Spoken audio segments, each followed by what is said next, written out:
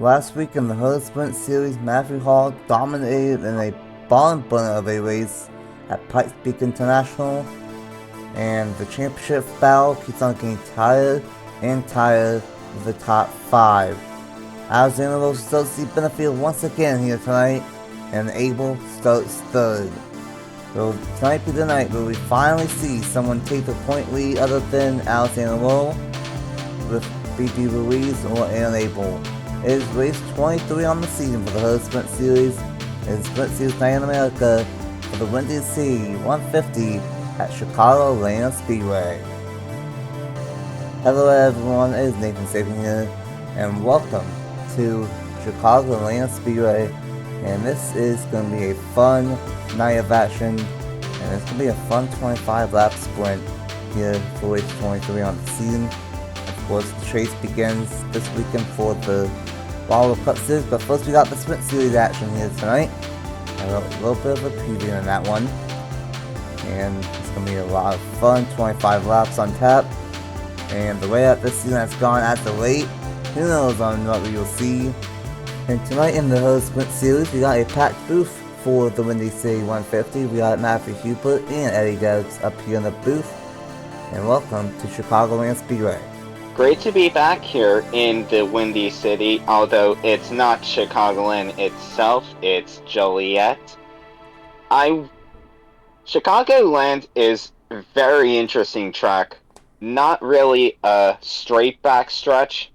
Very unique track around the 1.5 milers. And really entertaining racing, both in real life and NR. I really hope they bring this track back in the Cup Series next year. Absolutely, and really happy to be here. It's kind of an anniversary race here for me. I'm getting to call this one again last year, not 1 year ago today. That'd be incorrect, but last year this was the race. Duncan Ward finally got his win on the channel. A couple of wins later, I mean, things could have turned out differently, I guess, if he didn't win this one. But this was certainly a big race for me. So again, more just happy to be here in order to I guess, give back to a race that gave to me a lot last year.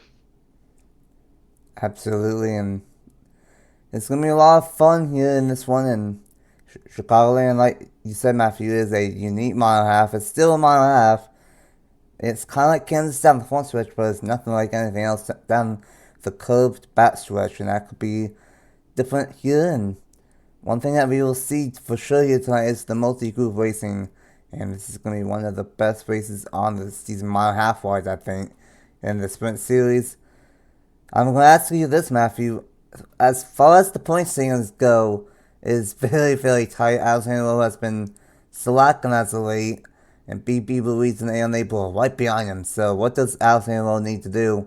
Starting deep in the field here tonight to work his way up to the front and defend his point lead. Could be a number of things. He's hoping that Aaron Abel gets put free wide early on. He needs to hope that someone's allowing him to go onto the inside lane ASAP, and maybe he could defend some of his lead then, but I'm not entirely sure here. BB Ruiz is starting in 12th as well, and Matt Black's not in the field, so that's one thing taken care of. However, it's only 12-point gap between those two, being Ruiz and Abel. Absolutely, and we've got to wait and see of how that ends up happening. It's only 12 points. Matt's going to get 28, so that is possible for him to take it, but we've got to wait and see. As far as the front row, this is a very multi-group racetrack, Eddie, and it's going to be hard for these drivers to stay up front, I think, with the bottom, middle, and outside lane all working. What do guys like the 87 and the 1 of Joshua Neely and Sam McMahon need to do to try and stay up front? I mean, it really depends. If I remember Chicagoland from last year, I mean, the driver on the outside lane, that being Duncan, got to the lead lap 1 and always held it. So if there are going to be some hard charging cars in the back, I think their best option is to just try and get it single file. There wasn't a lot of single file passing, or at least single file anything last year. So if history serves it correctly, what they got to do is get the best jump lap 1, get out in front, and just kind of holding a single file position. And for that, I mean, hopefully that works out. It might help if there's a wreck. A wreck in the back would mean everyone's single file, so it would certainly benefit the cars up front, at least if they can get a good jump off the restart. But I mean, yeah, and other than that, it's putting in your best laps. And I mean, for the one in the 87, that's what they got to do. Neely looking for a second win this year. Camara looking for his first win ever. You just gotta you just gotta fight. You just gotta. I mean, I don't want to say be perfect, but you kind of have to. Otherwise, yeah, your chances of a race win, that's not going to last very long. Absolutely, and it doesn't help for the front row that they got second points, and Abel, who is very hungry to get the number one on the season. The point standings are as follows. Alexander still has a 12-point lead over Abel and BP Ruiz. Fourth in points, Matt Black, not on the field here tonight, but shouldn't drop too far back. He's only 15 points behind. Hallie Anderson Jr. is in fifth. Has been on a roll as of late, only 31 points behind. Trace McClure is in sixth, minus 44. Sammy Camara in seventh, minus 47. Carson Miller won back-to-back races a couple of weeks ago. 3 weeks ago is when that started, I believe, and this is 8th in points, minus 54. Jerry Littleton in ninth, minus 64. And Andrew Williams, unfortunately not in the field here tonight, 65 points behind Alexander Rowe. On the pole is the number 87 of Joshua Neely, and alongside him is the number 1 of Sammy Camara. And Abel, second in the point standings, is in third. A great chance for him to finally take the point lead away from Alexander Rowe here tonight. Samantha Oskin starts alongside. The number 96 of Zane Davison and the 98 of Emily York Watson. The 02 of Hallie Anderson Jr. tonight and the 56 of Drea Littleton. The 99 of Garrett Sandowska and the 69 of Charles Bowen. And then the number 90 of Corey Case and the 57 of B.B. Ruiz. The 13 of Dylan Sandleven and the 50 of Trace McClure. The 82 of Carson Miller. And the number 93 out point leader of Alexander Rowe. The number 97 is Nathan Aljaboye. And the number 3 of Vinny Scholes is back for her 8th start on the year. The number 39 of Stephen Waters for start number 2, King Hart, and the number 52 for start number 3 on the year. And then these 4 are brand new on the season. The number 81 of Christopher Erickson Jr., that is a name and a half.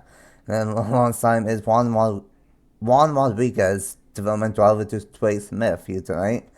And then the 05 of Zane Kovac, and the number 4 of Eric Sadler. 25 laps on tap, and this place can be wild. Matthew and then Eddie, who do you guys think will win the Windy City 150? While considering looking at the point standings right there, Alexander Rose starting in 16th, Aaron Abel starting in 3rd. He has a very good opportunity in that 37 car to finally get his first win in the Sprint Series this year. Well, as much as I say it, I really think that outside lane's going to perform at the start, maybe get out to a good lead.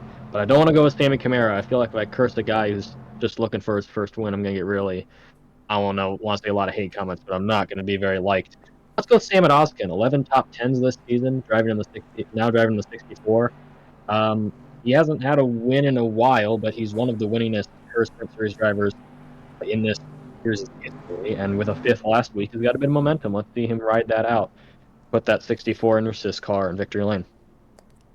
Not a bad couple of pits, picking the second row essentially. And we'll see what ends up happening. This is a wild racetrack. And we'll see what ends up happening. The race to the end of the season is officially on. And it is down to crunch time.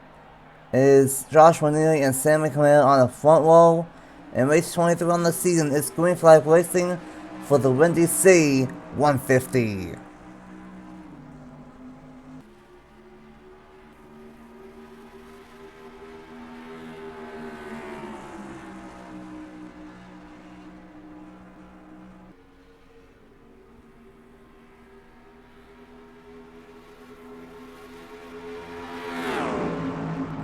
Great jump from Joshua Neely, but Kamara's gonna use the draft down the backstretch and gonna go side by side for the race to lead. Not quite. Gonna get a good one off turn 4 for the 87, and we'll lead lap number 1. And it will be very interesting as multi-group racing all night long. And how about this nice 6 of Zane Diz making a move on second place in points?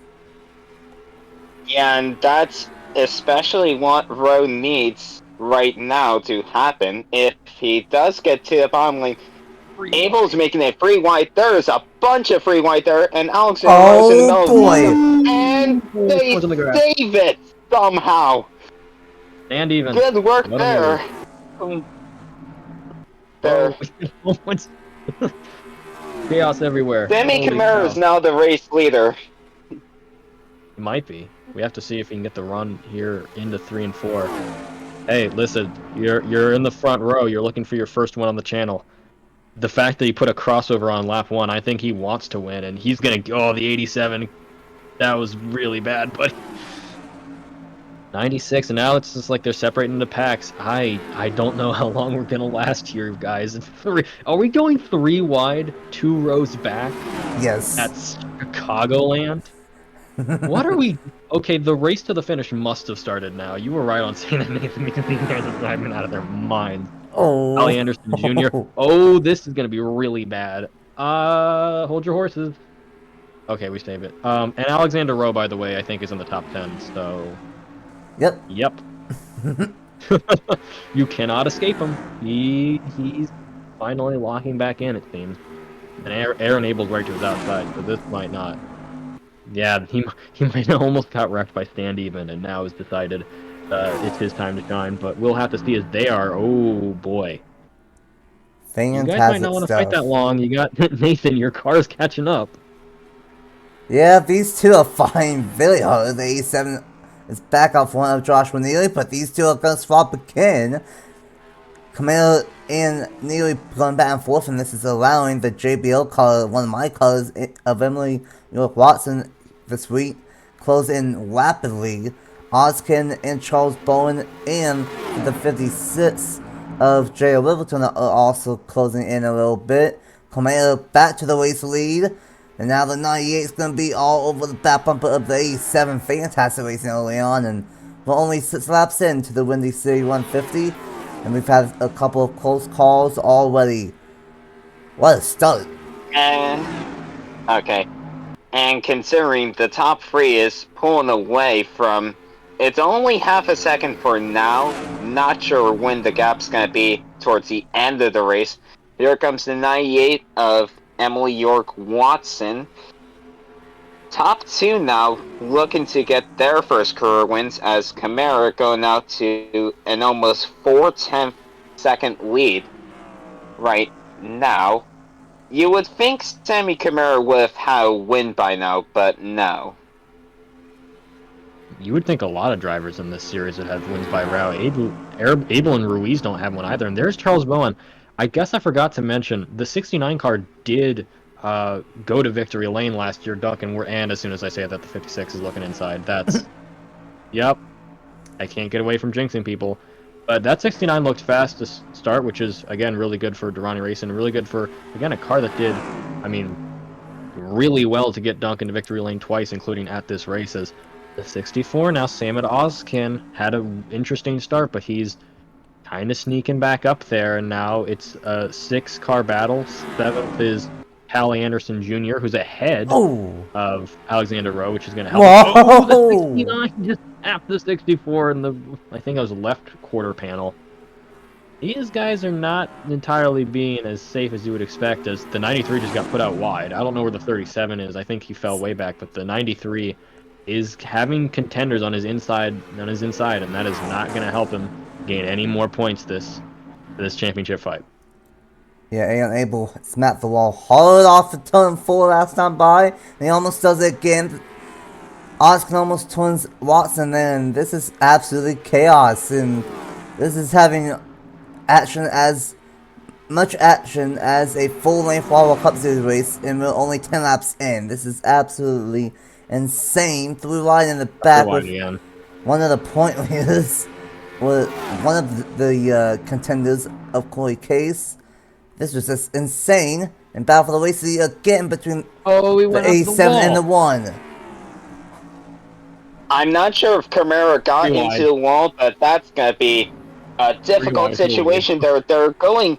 They were almost free wide for the lead there. Emily York Watson was looking for it, but they are 2 rows deep.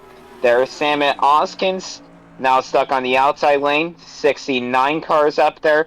56 of J.R. Ribbleton's now up in this lead battle as well. Oh man, it's fighting everywhere, and they're starting to get back into a single file line. I don't know how long as lasting. Where's the 99? Garrett Danowska from absolutely out of nowhere. He's 20th in points. It's not much of a chance, but now he's suddenly looking at the 50s up here now. Chase McClure as well as the 1 goes back to it.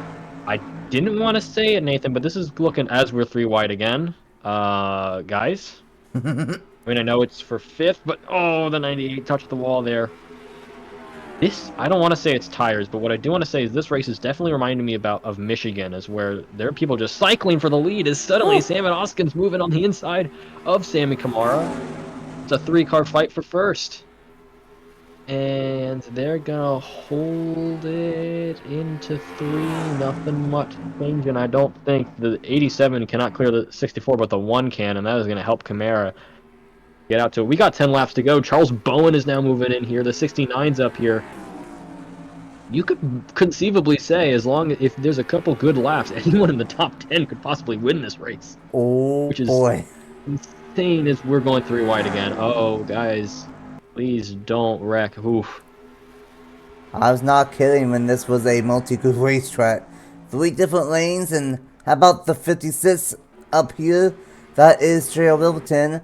The 87 3 wide through the middle of the Whoa, 69 and boy. 64, and that's gonna work out for him, at least for 1 spot. And that 87 of Trail Littleton, well, not Trail Littleton, Joshua Neely here tonight has been bad fast all night long. And looks like Oscar is dropping back as the 69 is gonna get past him. Great one from Sandowska, like you guys said. Not good in the point series. I almost jinxed it. Chase McClure almost got into the 99 right there. There's so much action all over the place, and we only have less than 10 laps to go. And unfortunately for Enable, he is deep in the field in the 37. And same can be said for BB Ruiz, nowhere to be found.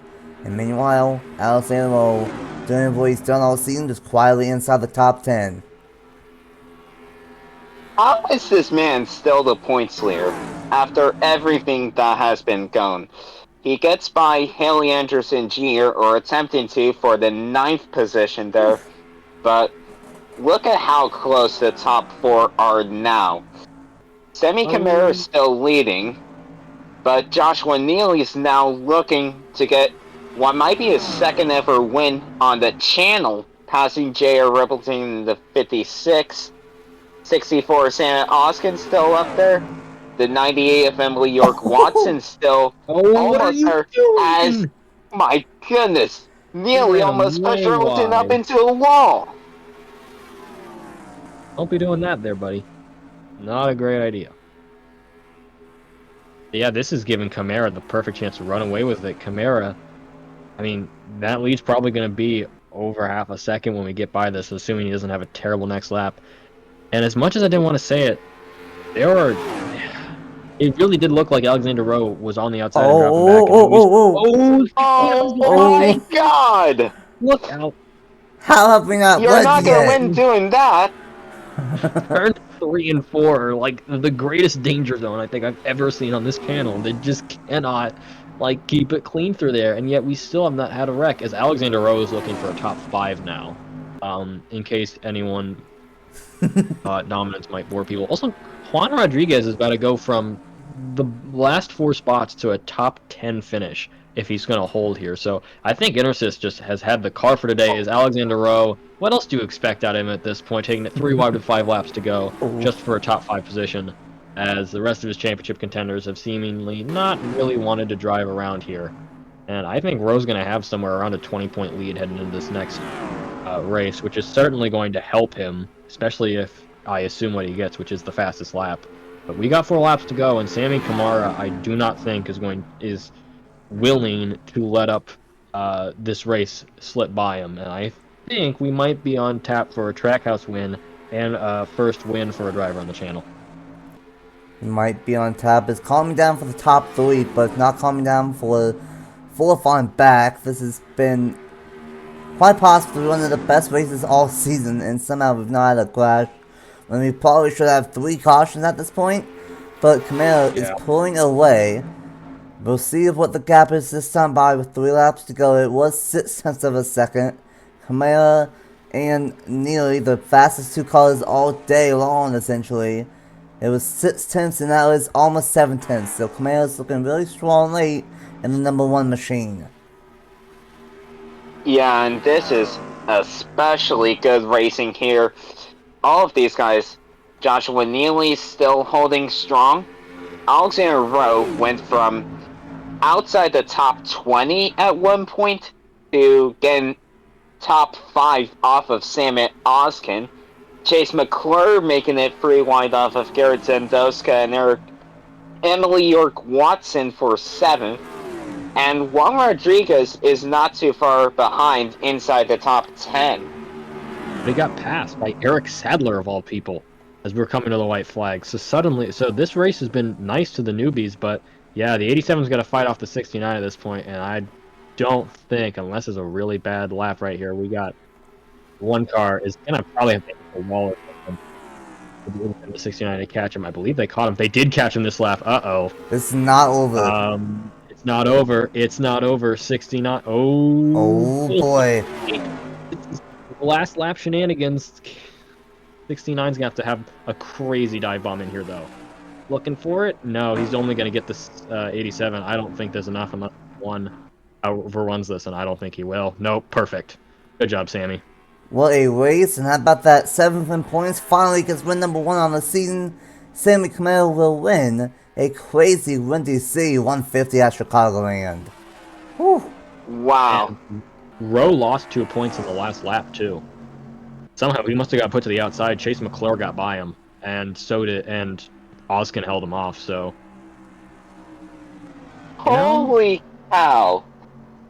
If the Cup Series race is anything like that, we are in for a absolute cinema race. Both our drivers anyone might have a chance of winning. Tanner could win, you could win, Matthew, Travis could win, Duncan will probably crash out on lap 5. Don't say that. Hey, listen, I could curse them all I want. I said I wasn't gonna curse Sammy Kamara, and look what he did. That is true. That's Good really job true. for him. And, top 5 for Samet, so he's keeping his top 10 thing on lock, but, man, what an interesting race. I did not expect things to do. Man, BB Ruiz, what happened, brother? 22nd? In a race where you could have taken the points lead? And Abel 19th as well. Yeah, this was a bad day for some drivers. I'll have to say that, at least. On a night where there's potential for Abel and maybe even Ruiz to jump Alexander Rowe, Alexander Rowe says no. I'm keeping the point lead. He gets 7th, and then Abel gets 19th, and Ruiz gets 20th. It'll probably be at least a 20-point lead once again, and I feel like this is the trend of this season, but every time it gets close for the championship, Alexander Rowe has a night like this where he just finishes ahead of his rivals by a ton. However, though, Hallie Anderson Jr. did not finish too far behind Alexander Rowe, so Hallie Anderson Jr. will close in on Abel and Ruiz again. So that could be very interesting, but what a race. That probably should have had four, maybe 5 cautions, all in turns 3 and 4, but we never got them. That was just absolute insanity, and like you said, if that's what we see for the Cup Series for the start of the chase this week, we might be in for a cinema type weekend here at Chicagoland Speedway. Commander with number 1 in the number 1 machine, nearly in second, the second best car, and almost got there late. Charles Bowen, I think he said in the comment section last week on the Pikes Peak race that this is his home racetrack. So a nice top 3 finish for him.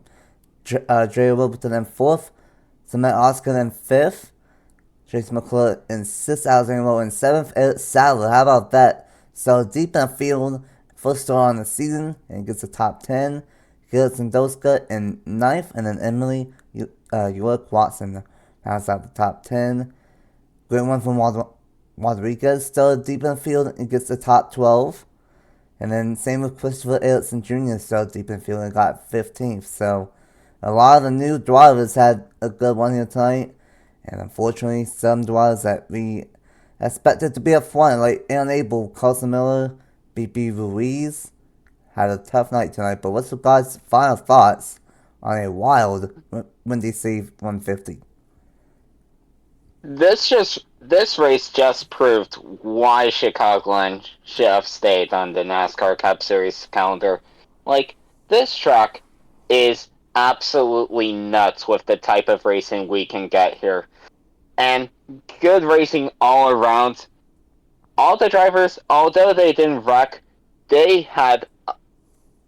That race was just insane. I have no other words to point out. It was just insane. I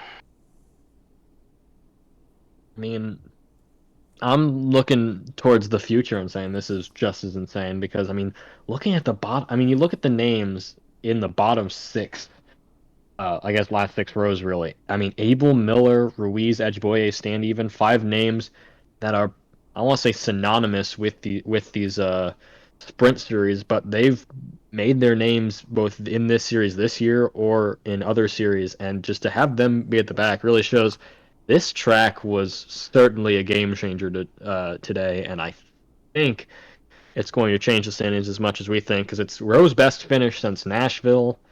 Everyone else kind of falling off. Sam and Camaro win.